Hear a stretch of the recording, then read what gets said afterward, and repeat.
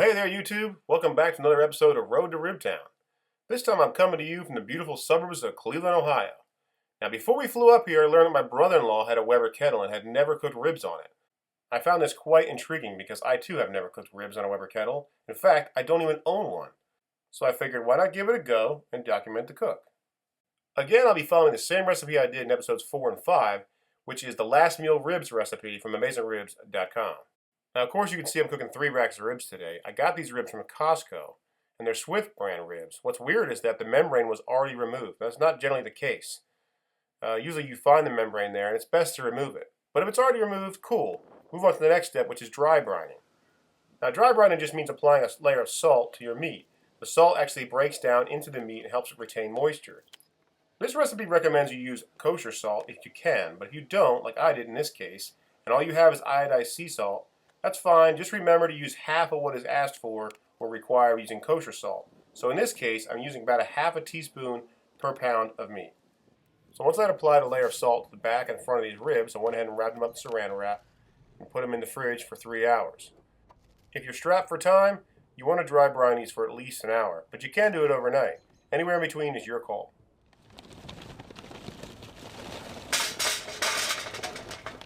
After running a few errands and about 2 hours later, we decided to get this kettle fired up. For starters, we're only using about a quarter chimney of coals. Once they're white hot, we're going to throw them on. Now let's take a look at our kettle and see how we're going to set it up.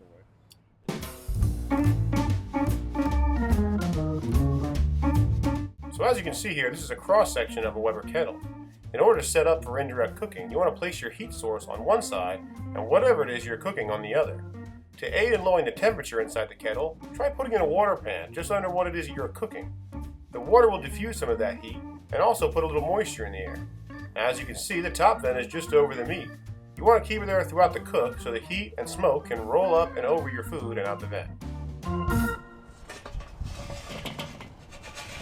Once those coals are white hot, I went ahead and put them on one side of the grill beside some unlit coals. And today I'm only smoking with cherry wood, and I have not smoked ribs with just cherry wood before, so I figured we'd try it out and see how it goes. Of course, putting a disposable pan in, about 3/4 full of water to act as a heat sink and diffuse some of that heat. Now at the base of these kettles, you'll find a lever that controls the bottom vent. Now right here, for this particular one, is wide open, and you move this lever back and forth to get the ash out. For this cook, we're setting this thing open about 1/4 of the way on the bottom and 1/4 of the way on the top, so we can aim for a temperature range between 225 to 250.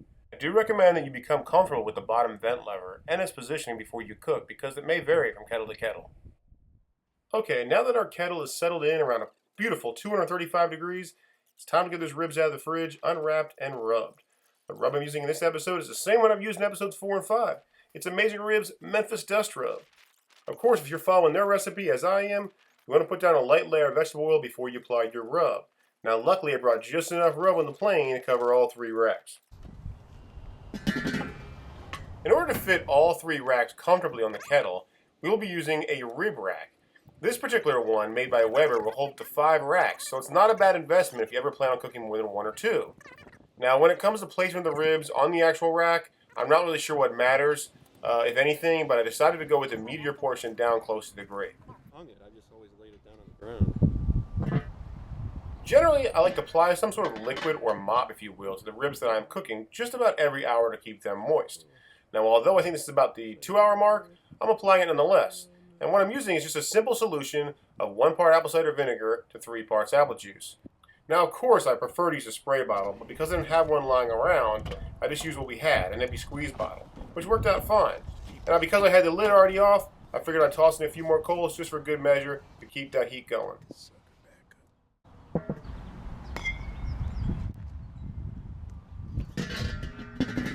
Another hour later, it's time to do some more basting. Now, to even the color and the cooking of the ribs, given where the heat source is located, I decided to rotate the ribs within the rack. And again, since the lid was already off, I decided to add a few more coals to ensure that there was an adequate amount of fuel present to continue our cook.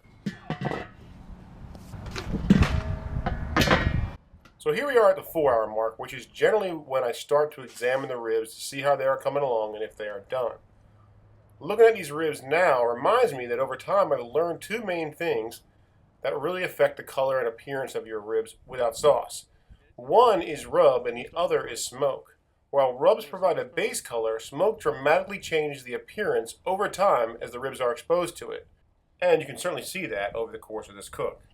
With this fact in mind, I can see now why some people might wrap their ribs when they reach a desired color versus doing it by time or temperature.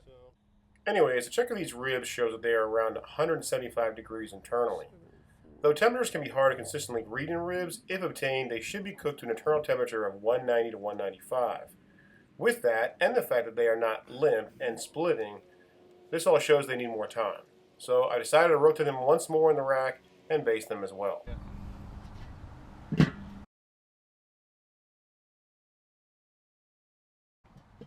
So it's been about 30-45 minutes. We're checking these ribs one more time. Now, besides taking internal temperature reading, which can be hard to do, the bend break test is probably the most widely used way to know when your ribs are done. What you want to do is take the ribs and grab them with a pair of tongs about a third of the way down and let them hang. They should bend to an angle near 90 degrees and split like these that I cooked last weekend. As you can see, today's ribs have cracks and are bending, but they aren't splitting or bending as far as they should. Sadly, I have to admit that I misread the signs here and pulled them a bit too early. In hindsight, they probably just needed another 30 or 45 minutes. For sauce today, I'm using some 12 Bones Blueberry Chipotle barbecue sauce. This stuff is probably one of my favorites right now. 12 Bones is out of Asheville, North Carolina, and you can buy this sauce online or at a Publix grocery store if you have one nearby. I highly recommend giving it a try. Okay, with these rib sauce, it's time to get them back on the grill directly over the hot coals to caramelize the sugars in the sauce. I went with about 30 seconds per side to ensure that we didn't burn the sauce, because when sugars burn, it can leave a bitter taste and nobody wants that. Alright, so here's the finished product. We've got some hungry mouths to feed. Let's go ahead and cut into these ribs and see how they are. As you can see, these ribs have a nice color and a light smoke ring, but after a bite, I knew they were a bit underdone. Well, at least I learned two things today.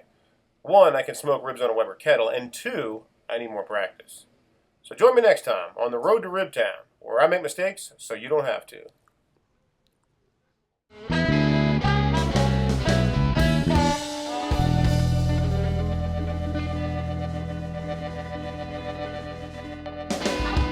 Ladies and gentlemen, on behalf of this flight crew, Mr. Hermans, welcome to Raleigh. Please remain seated with those seatbelts fastened, and I'll carry out items stowed at the highest.